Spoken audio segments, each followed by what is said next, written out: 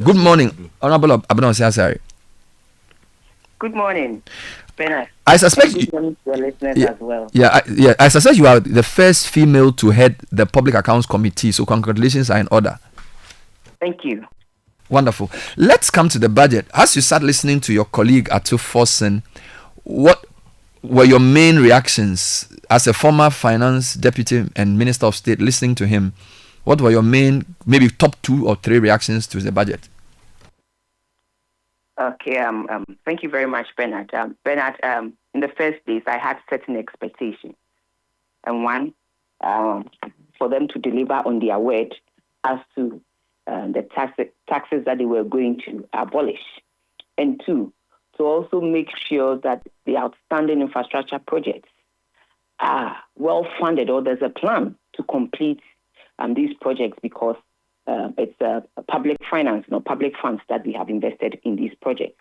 And also 3, to make sure that 1, the confidence that the economy has regained is sustained, and make sure that we provide that enabling environment for the private sector to do all the heavy lifting, so that we can lift most of government expenditure and give it to the private sector, especially when it comes to employment. When you look at the employment and the compensations budget alone, it tells you how much government is spending on less than 1 million employees. So I was hoping that we will create that enabling environment for the private sector to lift that burden of government. But to be honest with you, I did not see those things in the budget. 1, yes, they did take out certain taxes, or they are planning on bringing the amendment to Parliament for certain taxes to be abolished. He mentioned the COVID levy. He mentioned the e-levy. But what they are replacing it with is not sustainable. The e-levy and the COVID levy alone, when you look in their budget, gave Ghana 4.7 billion in 2024. And then here you are providing a revenue handle that is giving a replacement that is giving 3.8 billion. And even that is not sustainable. That replacement is not sustainable. So that if you are taking these tax handles that provide us with a substantial amount of revenue, you should also bring in something that is sustainable, something that is reliable, that consistently you can be able to take in some money to help build the nation. And 2, I also, like I said, I also didn't see any funding being allocated to the Agenda 111. Bernard, these are public financing that we have invested in these projects. And so we are not saying that in one financial year complete all the Agenda 111 projects. That is not possible. But at least come up with a plan that will tell us that in 2025, I am committing 100, 200 million to completing 1 or 2 or 3 or 4. We did not see anything like that. But rather, we saw, government taking out all the annual budget funding amounts, that's the oil revenue, and putting it into the big push. The big push was given about 13.7 billion Ghana cedis. They claim it's a $10 billion project, and you have begun with just 800 million. Within 4 years, how are they going to fulfill this promise? So I see much like plenty talk, but the actual funding or the thing to back this talk to make it a reality is not there. So you made reference to 2 things: that you didn't see enough relief for the private sector, yes, and then you're talking about the Agenda 111. What if they say to you that the private sector will benefit from at least 4 tax reliefs, which you yourself mentioned? And in fact, before the budget, a lot of your colleagues were saying the government should stick to its promise of removing taxes and not introduce any new tax. And with the exception of the Ghana growth levy, which was adjusted for which was adjusted for extractive companies, you can say that no new taxes were introduced. So generally speaking, they can argue that they have not worsened the condition for private sector. Bernard, you mentioned the extractive industry. Go and check that tax handle, what it gave Ghana in 2024. We were hoping to collect about 1.1 billion in that area, but we were only able to raise 821 million Ghana cedis, telling you that they are even struggling to pay the 1%, let alone add 200 basis points more, 3%.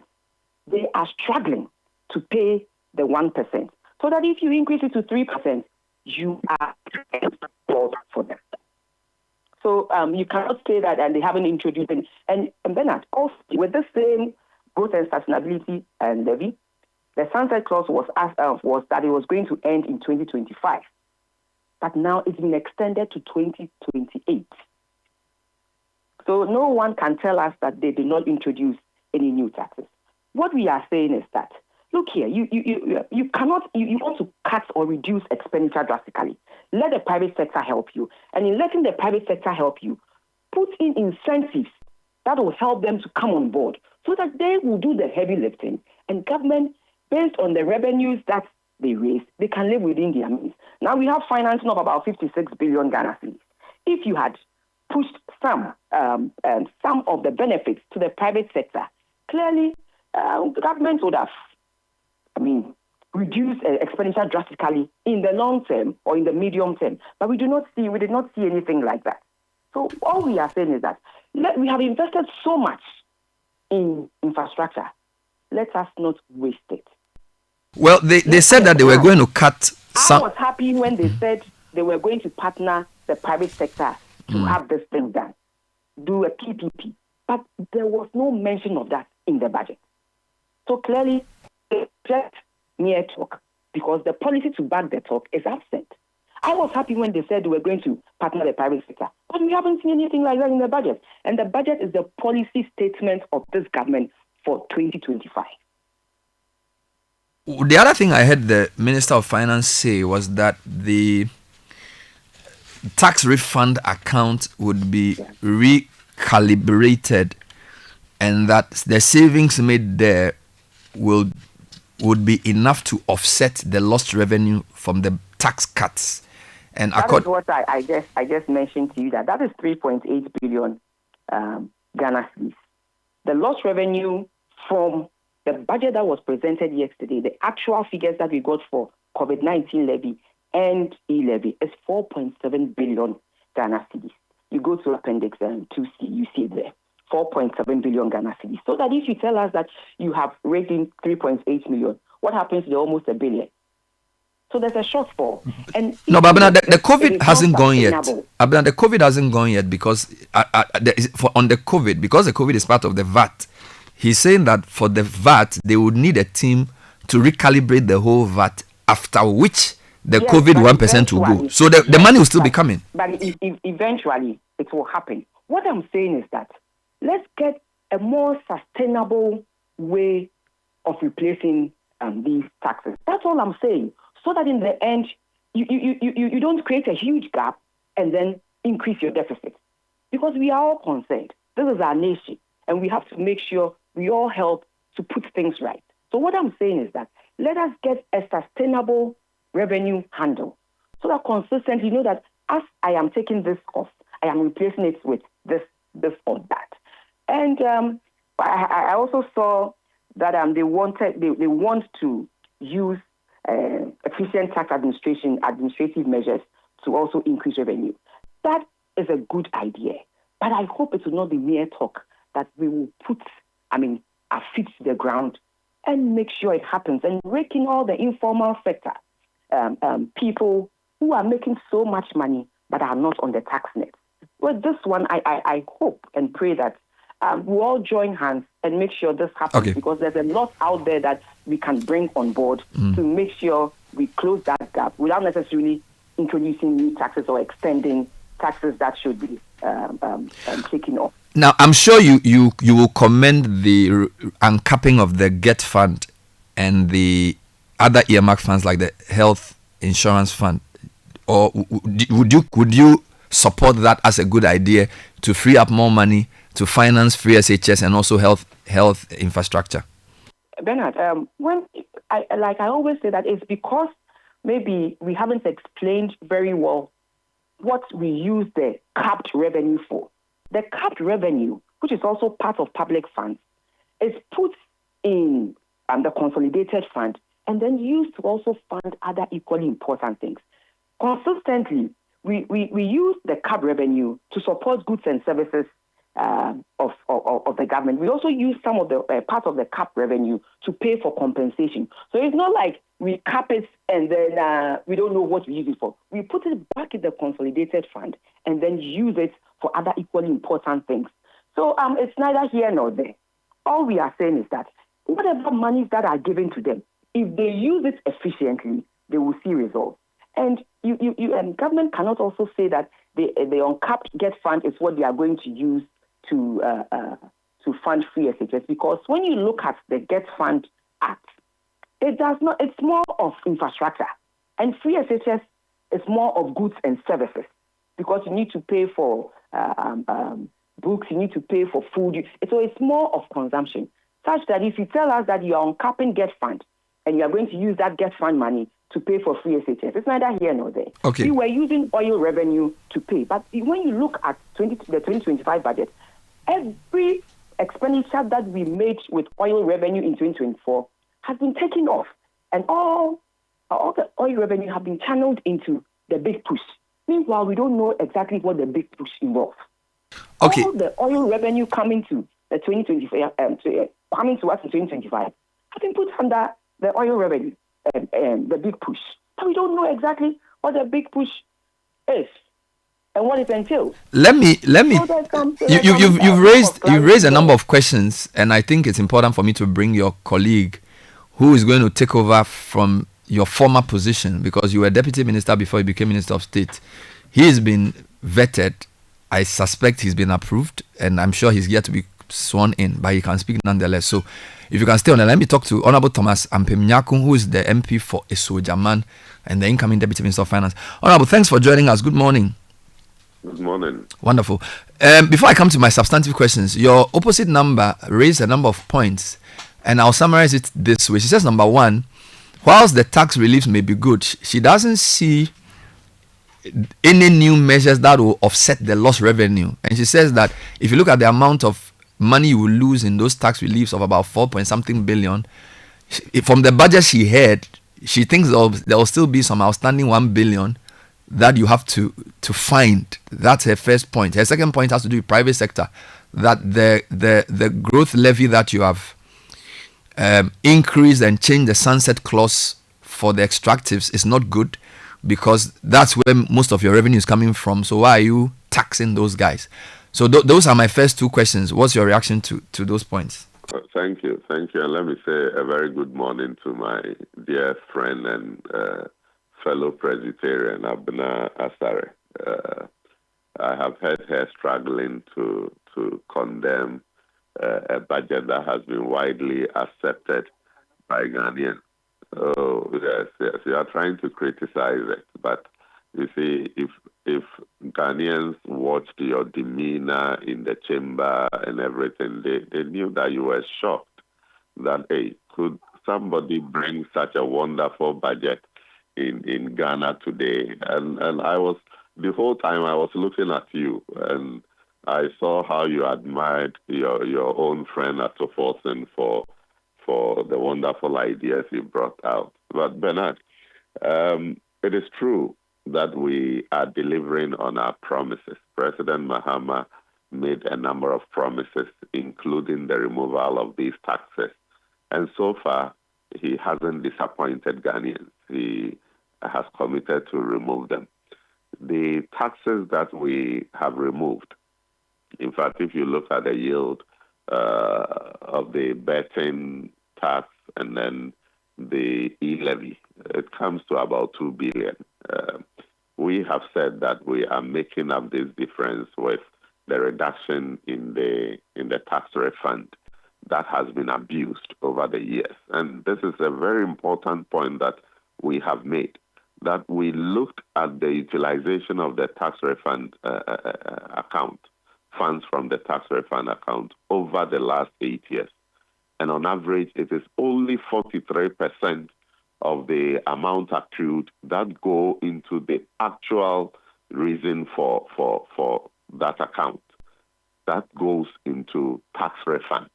The rest of it is abused, it's misapplied, it's used for something else. And so the minister says that, look, let us put back. And in fact, if you look at the law, it requires that the unutilized amount should be paid back into the consolidated fund. But that never happened. One way, they are able to find other uses other than utilizing it for tax refund purposes for the amount. And so we have said that, okay, let us reduce it by about 33% and put it back.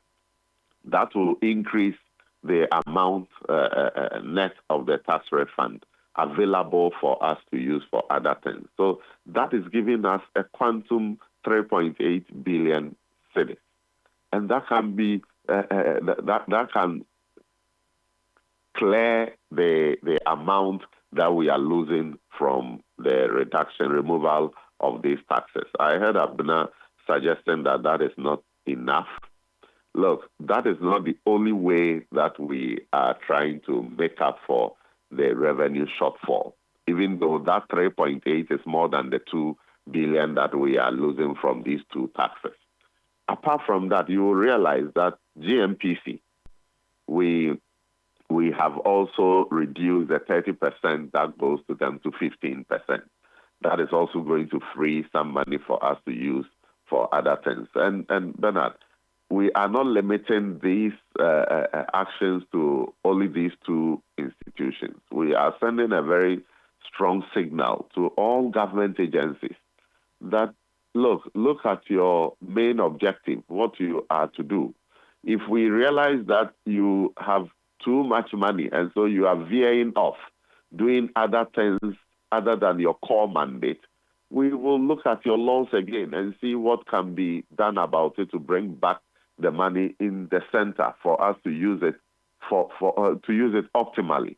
So that is the signal that Dr. Atto-Forson has sent to all government agencies with this action that we have taken. What about the point, fair enough, what about the point on the new tax for the extractives, the adjusting the growth and stabilization levy to a higher percentage? Because it seems as if those are the sources of your growth. I think the mining companies will be the ones to pay. She raised the point about that. Yes, that is true. We have increased it from 1% to 3%. And Bernard, this is a windfall tax. The minister explained this clearly. That look, the economic rent that accrues is so much. It's about 14%, and we are taking only 1%. That is not enough. Every Ghanaian has been complaining so many years now about us not taking advantage, getting enough benefit from our extractives. And so if they are making so much profit because prices on the world market price of gold has gone up, it is just good that as a country we benefit a little more from that. And the incidence of this tax is not on the ordinary Ghanaian. You see, this was deliberately chosen.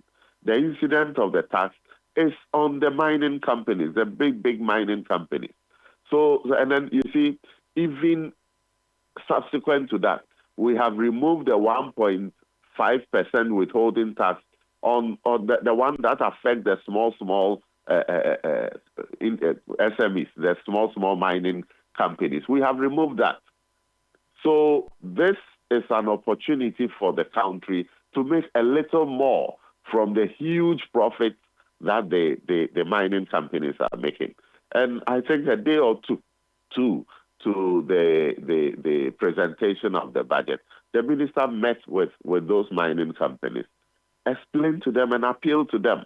So I don't see why our brothers and sisters on the other side will cry more for them than crying for Ghana. Because, look, it is a good call for us to take a little more from the mining companies. Fair enough. What about they are making so much profit. What about Agenda 111? I think Abena also said, and I believe Famron can correct me, that she didn't hear any specific proposed allocation to finish Agenda 111, which is a major infrastructure project. Is it that it was not mentioned or we didn't hear it right? Bernard, Hello? Hello? Bernard, Yes, you are on. Yes. am I on? Hello? Yes, you are on.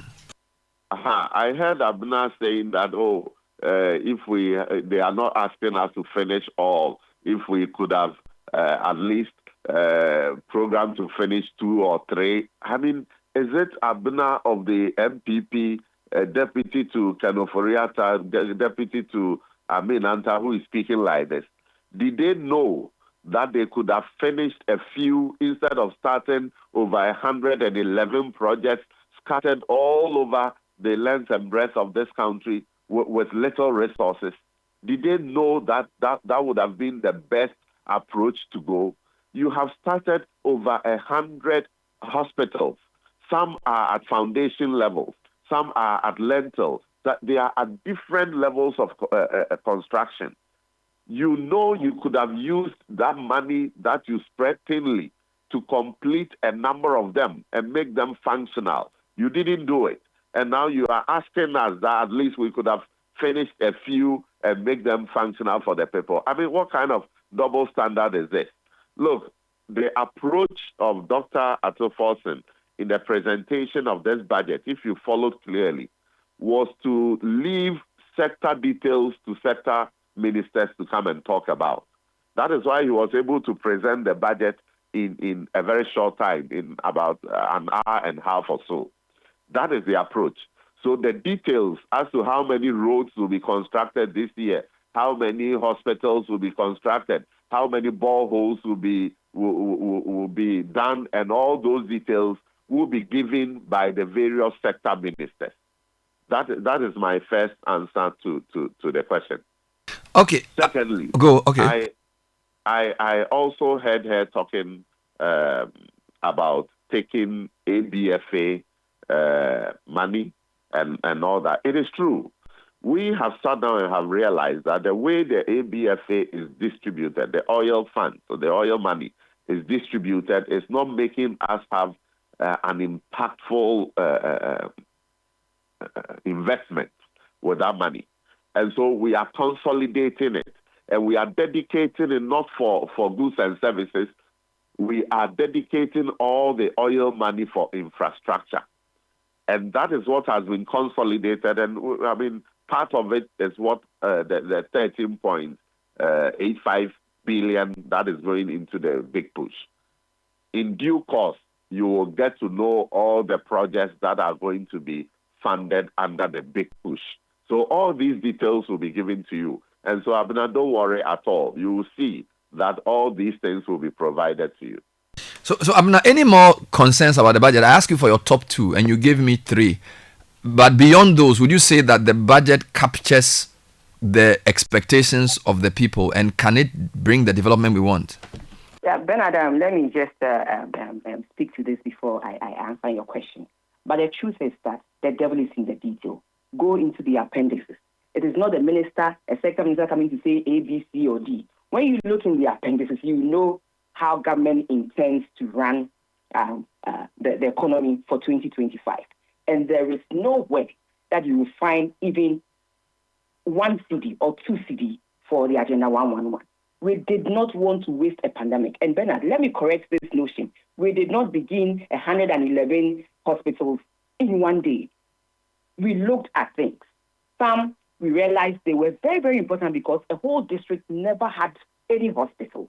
And what is wrong with utilizing a pandemic to provide health care that everybody will need in one way or the other? So that is what we did. And you go into the detail and the appendices, you see it clearly. It's not a minister coming to explain A, B, C, or D. It is not there. They did not put in numbers. And again, let me also say that the mining companies, they provide a lot of employment for us. So let's not pitch these companies against citizens, that they don't pay much. They pay royalties. They pay corporate taxes. So let's not start by pitching them against our citizens, because despite everything, they also give us so much employment, give us so much forex, and also help our economy. So if for one reason or the other, we want them to burden share, it is fine. But let's not say that they are not paying enough, and so what is wrong with taking a little more from them? They pay their taxes. unless you want to tell us that the rate of tax that has been given to them is not the corporate tax rate that they ought to pay. And so then we should come and amend the tax rates and give them the right amount to pay. But if for one reason or the other we want more from them, it is about engagement. But let's not pitch the citizens against the big mining companies. But generally speaking, the budget has been accepted. For example, when I look at the reactions from Guta and I think Africa Education Watch on the allocation for free SHS, Imani, Franklin Kujo, the budget seems to have been generally favorably accepted by some civil society and private sector. All right. So, with the exception of the MPP that's saying that the budget was, I think they call it Azar budget, the budget generally seems to have gone down well. That's the impression I get from reading some of the headlines today. Yes, Bernard, maybe we should take our time. It's not just the talk, but go into the numbers. Then you will see if I say something and I don't back it with funding, I have done nothing. So I think we should give ourselves some time, go into the appendices, look at, the funding that have been allocated to the various policies, and then you will come back and understand what I'm saying. If you say, your big dream is the big push of $10 billion US, and you have begun with less than $1 billion,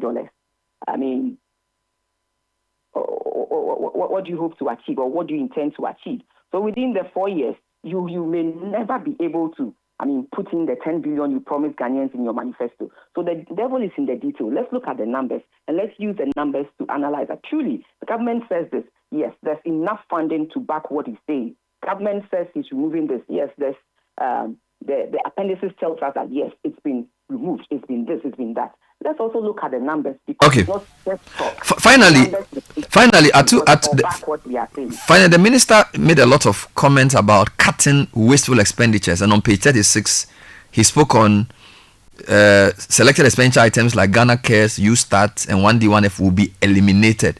That is not surprising to you, is it? Bernard, U-Start, NEIP, Ghana Cares. These were initiatives that government used to support the SMEs and young people who had started their own business. And so if you want to create employment and you take out all these initiatives, then what are you telling us?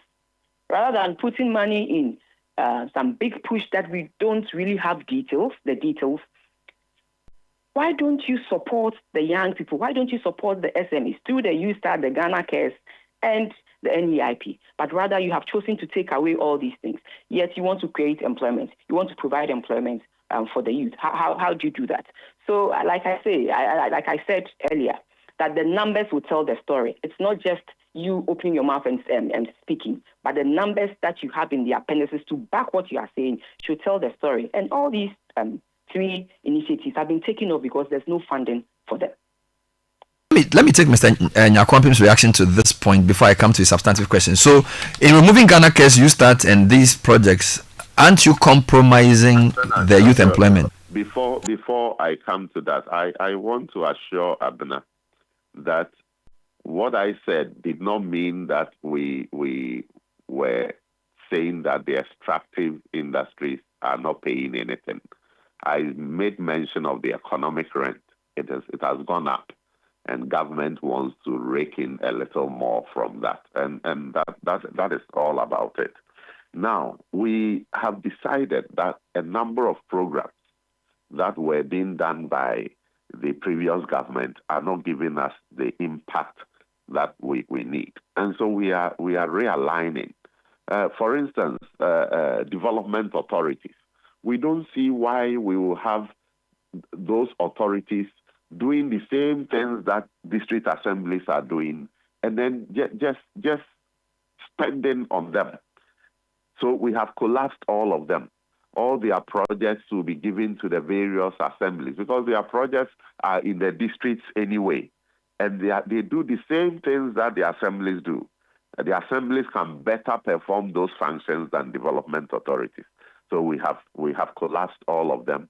Their projects will automatically go to the assemblies where the projects are.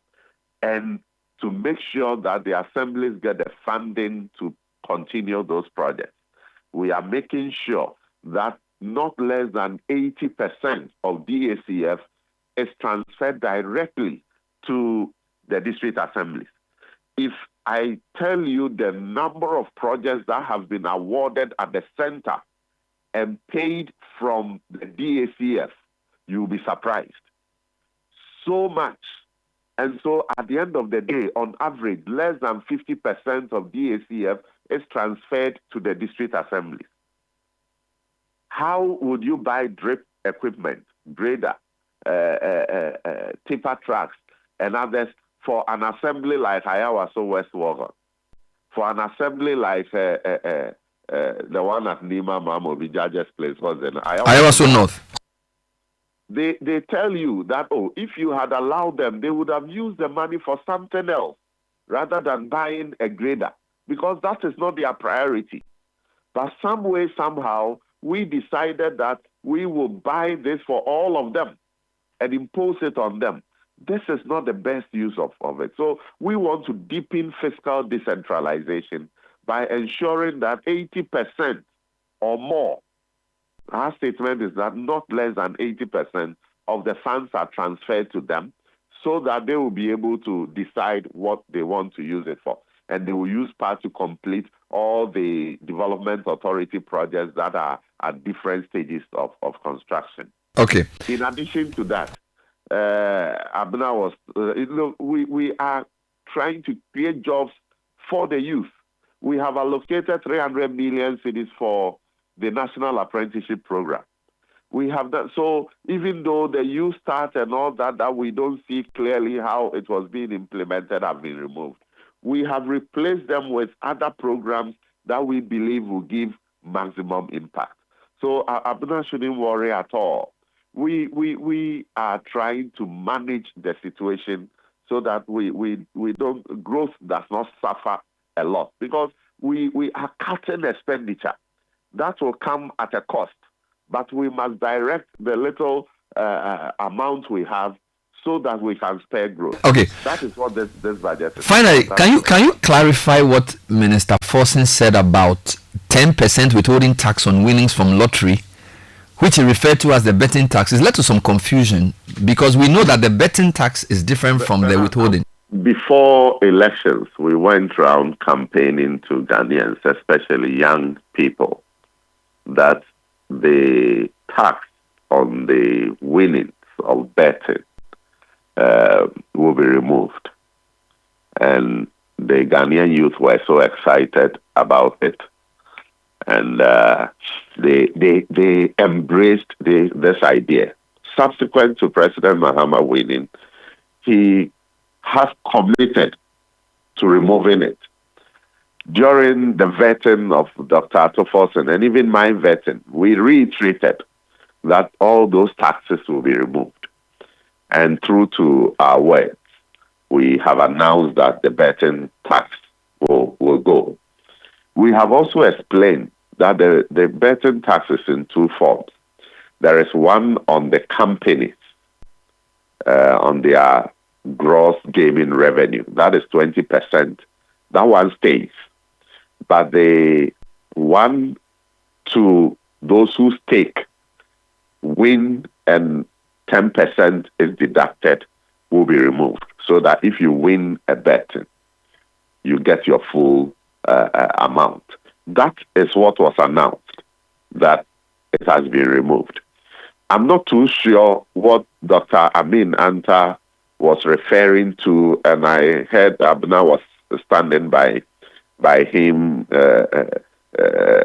hailing him that yes, we never charged it. I think she should explain exactly which one they meant. But what we talked about is what every youth who was doing betting and was being deducted knows about. And that is what we say is ended. So maybe Abna should explain to us which one they said they never implemented. Fair enough. Honorable Abuna, can you clarify what your colleague was trying to say with the non-implementation of the betting tax? Yeah, thank you, Bernard. Bernard, there are two kinds, like she mentioned. The one, there's an income tax on betting, and then there's a 10% withholding on lotteries.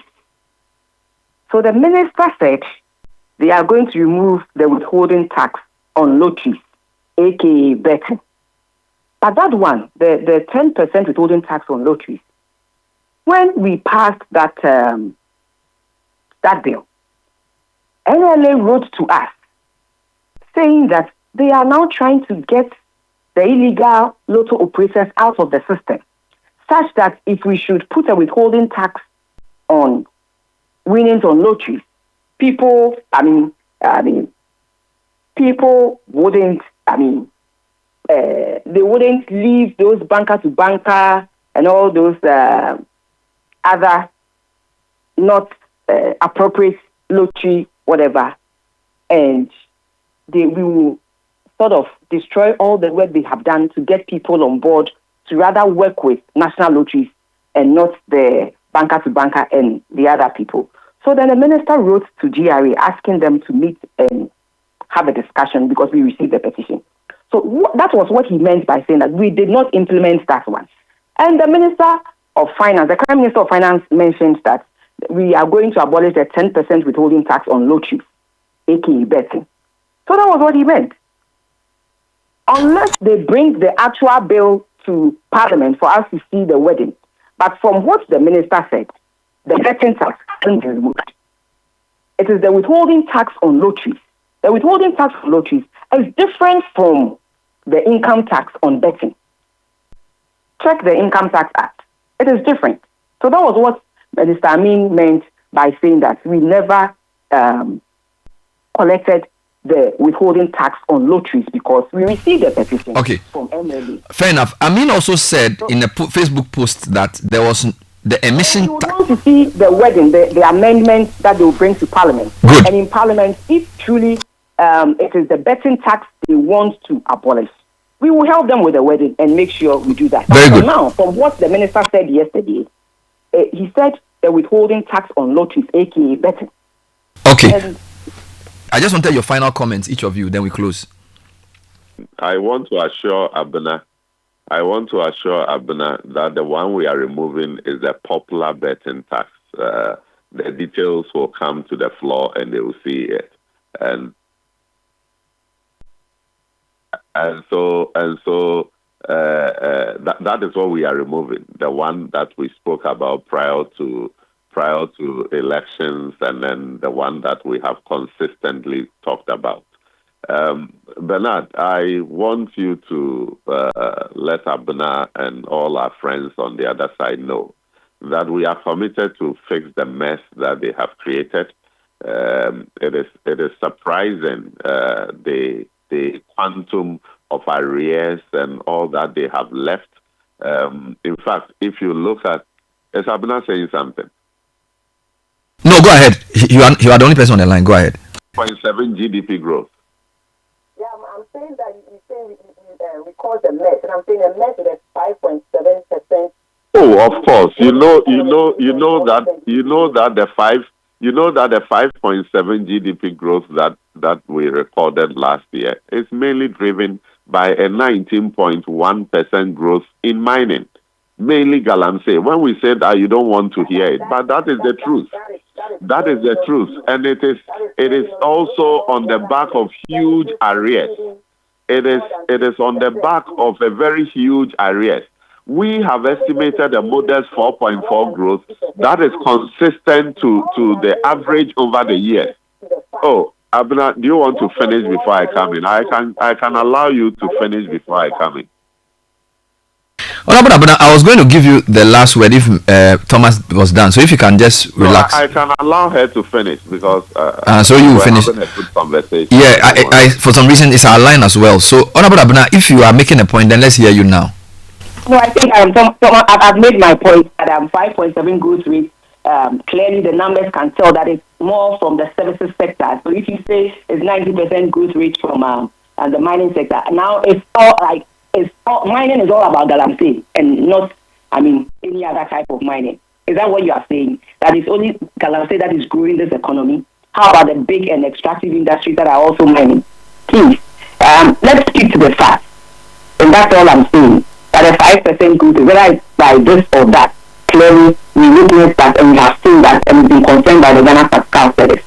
Let us have a balanced view of things and work together to make sure at the end of the day the economy does well, irrespective of which government is in power. That is the most important thing for Ghana. Thank you, Abena. Let me give Thomas the last word. Yes, thank you. So I was making the point that if you look at the details of the growth, you see that it is skewed. Mining sector gave us the highest, 19.1, when agric and others are around 3.2 and others. So you cannot boast of this kind of growth. We have estimated 4.4 growth, and I heard them say that, oh, you say you do better, but your growth is estimated at 4.4. Yes, our estimate is consistent with the average from 2020 up to now. The average is about 3.6.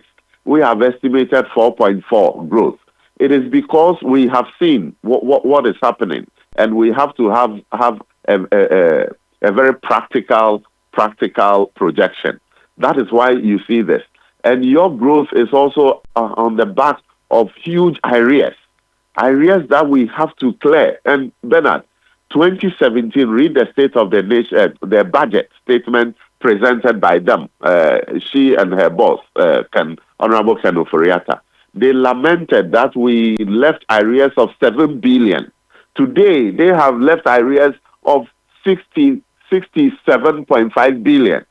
Can you imagine? And this does not include all the amount owed by Cocoa Board, over 32 billion, ECG 68 billion, IPPs more than $1.7 billion, huge arrears. So please, it is this mess that we are talking about, this mess that we are managing to clear, so that we can put our economy back on debt sustainability. So thank you. Thank you. We will continue the debate on the floor. Wonderful. And I'm sure you will appreciate more. Thank you very much, gentlemen and ladies. So we've been speaking to Honorable Abena Osei-Asare, MP for Itiwa East, former Minister of State for Finance, former Deputy Minister of Finance, and currently the Chair of the Public Accounts Committee, Thomas Ampem-Nyako, MP for Esuojaman, and I can say the presumptive Deputy Minister. He's been approved by Parliament. He just needs to be sworn in. So he's basically going to do that work.